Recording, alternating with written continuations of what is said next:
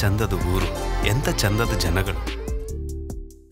July 25ರಂದು ತೆರೆಗೆ ಬಂದ ಸೂಪ್ರಮ್ so cinema 45 ದಿನಗಳ ಯಶಸ್ವಿ ಪ್ರದರ್ಶನದ ನಂತರ ಸೆಪ್ಟೆಂಬರ್ 9ರಿಂದ ಜಿಯೋ ಹಾಟ್‌ಸ್ಟಾರ್‌ನಲ್ಲಿ ಸ್ಟ್ರೀಮಿಂಗ್ ಆಗಲಿದೆ. ಚಿತ್ರವು ಗೃಹ ಪ್ರದರ್ಶನದಲ್ಲಿಯೇ ಪ್ರೇಕ್ಷಕರ ಮನಸ್ಸು ಗೆದ್ದು 1.5 ತಿಂಗಳಾದರೂ ಕೆಲವೆಡೆ ಟಿಕೆಟ್ಗಳು ಮುಗಿಯುವ ಮಟ್ಟಿಗೆ ಡಿಮ್ಯಾಂಡ್ ಹೊಂದಿದೆ.